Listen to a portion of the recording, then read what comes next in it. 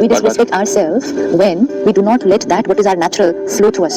ये हमारी अपनी स्व के प्रति डिसरिस्पेक्ट है कि ये मेरी विशेषता है, मुझे ये करते जाना है, लोगों की तरफ से जो भी आए मेरी विशेषता कांस्टेंट रहनी चाहिए। लेने में सिर्फ जितना हम मेहनत करके एक्वायर करेंगे उतना ही बढ़ेगा, लेकिन देने में जितना हमने सोचा भी नहीं होगा उससे कई गुना ज्यादा बढ़ता जाएगा। ये है हमारा एक दूसरे को सहयोग देना। The awareness of the interconnectedness of everything, especially on the level of thoughts, is known as the universe mind. The universe mind. Ji, in the simplest terms, universe mind is the idea that at the level of the unconscious, we are not separate, but linked like one vast mind. So, anything happening to one has an influence on the whole. Many people have heard of the 100th monkey phenomena, where monkeys on separate islands were given potatoes. इसके बारे में एक scientist ने क्या किया था, potatoes को पानी में भिगा के ना मिट्टी लगा के रख दिया था मंकीज के सामने। तो पहला मंकी गया नहीं खा सका, दूसरा मंकी गया नहीं खा सका, तो 2 दिन बाद हम लोग देखे कि ये लोगों को इतनी मिट्टी लगी हुई। एक मंकी ने क्या किया, उसको पानी में नदी में डुबा के साफ करके खा लिया। तो इमीडिएटली ये लोग दूसरे आइलैंड में फोन किए कि वहां पर भी साथ चल रहा था, सेम चीज 2-3 साइंटिस्ट मिलकर अपने आइलैंड में कर रहे थे। तो इमीडिएटली फोन किया तो बोला कि एक्जैक्टली सेम टाइम पे वहां से नॉलेज ट्रांसफर हुई और उन्होंने भी। As soon as one group started to clean the potatoes in water, the other monkeys picked up and copied the idea. The more an action is performed, the more likely others will tune into the pattern. The more an action is performed, the more likely it is that others will tune into it. Sir एक बंदर ने उसका thought लिया कि इसको भिगाओ नदी के किनारे, डुबाओ, मिट्टी साफ खा लो। कैसे नॉलेज ट्रांसफर होती है? सारा दिन में अगर हम भी देखें तो ये होता है, कहीं एक जगह एक देश में कोई डिस्कवरी होती है और कहीं दूसरे देश में सेम पीरियड के अंदर सेम इन्वेंशन या सेम डिस्कवरी हो रही होती है। ज्ञान की बातों को भी अगर हम देखें तो सेम बातें अलग अलग जगह से आज आती हुई दिखाई दे रही है, सेम हीलिंग टेक्निक आज चारों तरफ से होती हुई दिखाई दे रही है। इट्स सो विजिबल कि all of us are tuned into the same frequency, one vast mind and the word is so beautiful, the universe mind. कि कांसेप्ट ये है कि अगर हम इसको विजुअलाइज करें तो विजुअलाइज करके हमें उसके प्रभाव का इफेक्ट पता चलेगा कि उसने कहा कि हम इतने इंटरकनेक्टेड हैं एक दूसरे से, जैसे कि हम अलग अलग मन नहीं एक मन है। और इसी को देखो हम शास्त्रों में क्या पढ़ते हैं कि ये सारा कुछ एक ब्रह्मांड है, एक है भाई। व्हाई इज इट सेड एक? जबकि हमें आत्मा के लेवल पर समझ में आता है कि हम सब आत्माएं कोई जुड़ी हुई नहीं है, आत्मा हर एक इंडिविजुअल है, लेकिन कनेक्टेड क्यों है? क्योंकि थॉट्स एक दूसरे के साथ इंटरकनेक्टेड होती हैं। एक का थॉट का असर दूसरे पर होता है and he calls it, the scientist calls it a universe mind, कि वो एक मन बन जाता है। अब अगर हम सोचें कि इस एक यूनिवर्स माइंड के अंदर हम एक हिस्सा हैं, हर एक, और हम जो सोचेंगे और जो करेंगे उसका ये पूरे यूनिवर्स माइंड पर प्रभाव पड़ेगा, तो रिस्पांसिबिलिटी कितनी बड़ी हो जाएगी। कार्बिक अकाउंट का सोच रहा था मैं कि जब मैं अगर नफरत फैलाऊं कि ये जात वाले ऐसे हैं या वो नॉर्थ के या साउथ के या ईस्ट के या वर्ल्ड के अमेरिकन किसी के भी बारे में एक घृणा एक नफरत फैला, so you're dropping that in the universe mind. What about my responsibility? My responsibility is that I'm creating a negative world today by radiating negative energy and vibration सारा दिन में। इसी को अब हमें चेंज करना है। अब हमें चेंज करना है। जब हम मेडिटेशन से अपनी पावर को बढ़ाते हैं, आत्मा की शक्ति बढ़ती है, तो हमारा जो सोचने का तरीका है उसमें एक शिफ्ट आता है। पहले जो हमारा सोचने का तरीका था वो बॉडी कॉन्शियस होने की वजह से it was survival of the fittest. ये हमने सुना, हमें सब कुछ अचीव करना है, लाइफ इज अ कंपटीशन, हमें दूसरों से आगे जाना है, बाय हुक और बाय क्रुक मुझे तो जीतना है, एवरीथिंग इज फेयर। ये सब कुछ हमने सुन लिया और ये सब कुछ सुन के हमारी प्रोग्रामिंग कैसे बन गई कि बस जीवन जीने का लक्ष्य क्या है? प्राप्त करना है, पाना है, पाना है, पाना है, पाना है, छीनना है, इकट्ठा करना है। इसके रास्ते में अगर कोई भी आए तो उसको हमने गिराना है, हटाना है, बस औरों से आगे जाना है। तो ये सोच भी कुछ लोगों की बनी होगी पहले, ऐसे नहीं था कि सारी दुनिया ऐसा सोचने लग गई। ये सोच हमारी बनी कि मुझे और पाना है, इसके बीच में कोई रास्ते में आए तो उसको गिरा भी देना है। ये पहले नहीं था कॉन्सेप्ट।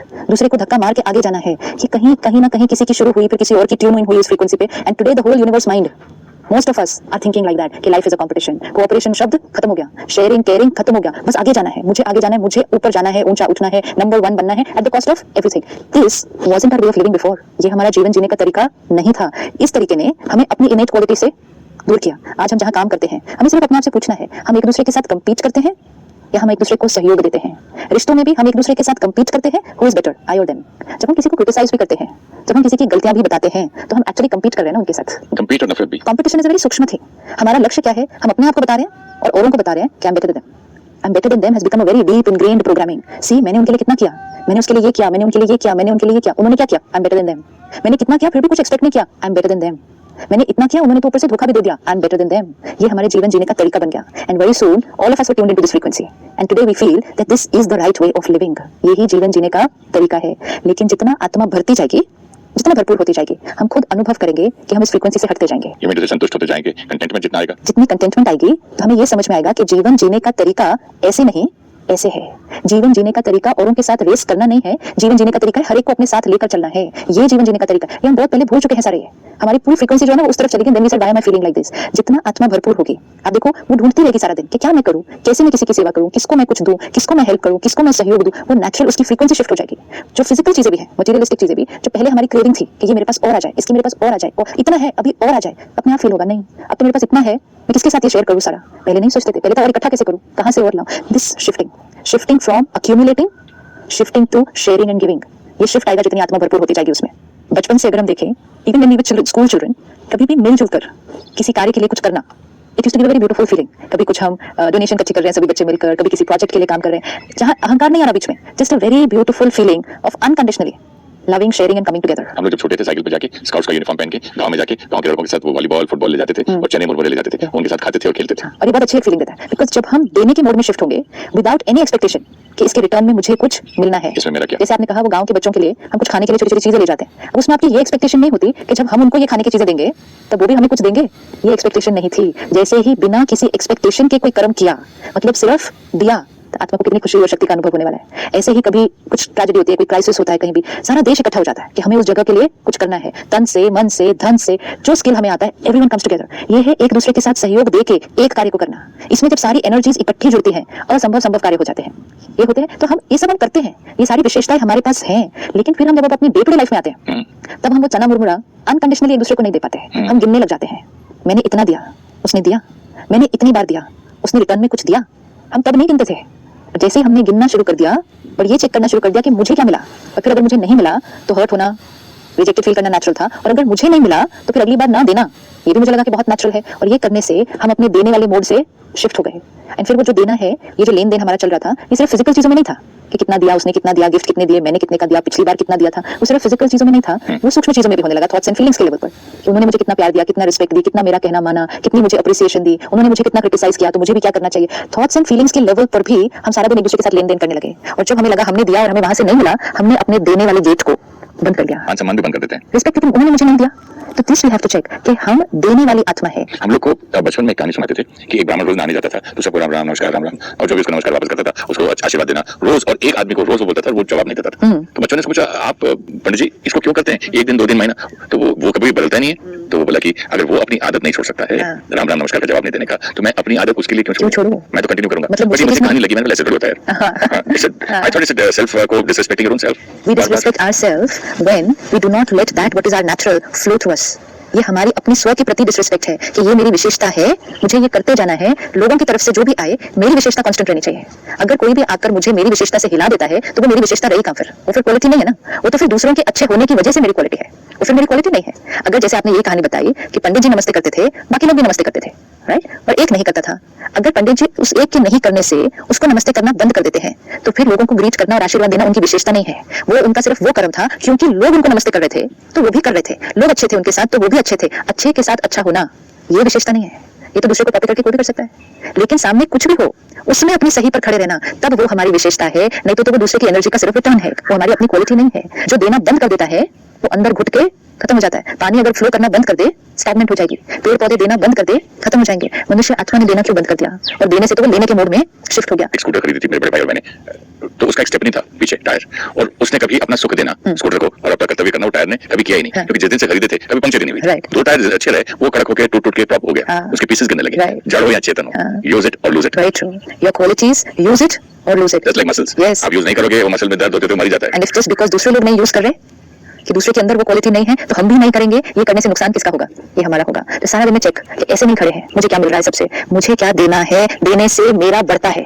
हम देखो पशु पक्षी प्रकृति वो देते हैं, लेकिन उनमें हमारे में एक ही फर्क है, उनके अंदर ये थॉट नहीं आती मैंने दिया इन्होंने मुझे क्या दिया। अगर ये पेड़ गिरने लगे, आज हम यहाँ आए, पूरा दिन हमने इस वृक्ष के नीचे शूटिंग भी की, हमें छाया भी मिली, ऑक्सीजन भी मिला, सब कुछ हमें मिला, हमने इसको क्या दिया, हमने तो पानी भी नहीं डाला, और हमने कुछ यहाँ से तोड़ कर खा लिया होगा, किसी ने पत्थर भी मार दिया होगा, लेकिन पेड़ ने अपना काम देना का रुका नहीं। ये पेड़ के अंदर वो थॉट नहीं आती है कि मैंने इतना दिया इन्होंने मुझे क्या दिया। सेम विद एनिमल्स, क्यों आज पेट्स इतने पसंद आते हैं, क्योंकि उनके अंदर ये थॉट नहीं आते हैं मैंने इतना। हर्ट हो सकते हैं, गुस्सा हो सकते हैं, वो हो सकता है, लेकिन ये थॉट नहीं आती कि मैंने किया इन्होंने मेरे लिए क्या किया। ये थॉट जहां आती है तो हम अपने देने के नेचुरल कार्य से रुक जाते हैं, और तब जैसे आपने भी पढ़ के सुनाया वो यूनिवर्स माइंड के अंदर इंटरकनेक्टेड है। अब जब हमें समझ में आ गया कि सारे माइंड्स इंटरकनेक्टेड हैं, तो इंटरकनेक्टेड में एनर्जी फ्लो करनी चाहिए ना, फ्लो करनी चाहिए ना सारी। अब इसमें अगर हम सब आत्माएं एक एक ये जिम्मेवारी उठाकर कि मुझे सिर्फ देने के मूड में आज जाना है, बाहर घर जाना है, फैमिली के साथ, ऑफिस में, लोगों के साथ ट्रैवल करते हुए, स्ट्रेंजर ऑन द रोड, कोई भी मिल जाए, मुझे देना देना और देना है, हमें पता भी नहीं चलेगा कैसे थोड़े दिन के अंदर हमारी फ्रीक्वेंसी शिफ्ट हो जाएगी। It will happen, we will all experience it if we only start doing it. हमारी शिफ्ट हो जाएगी। लेने में सिर्फ जितना हम मेहनत करके एक्वायर करेंगे उतना ही बढ़ेगा, लेकिन देने में जितना हमने सोचा भी नहीं होगा उससे कई गुना ज्यादा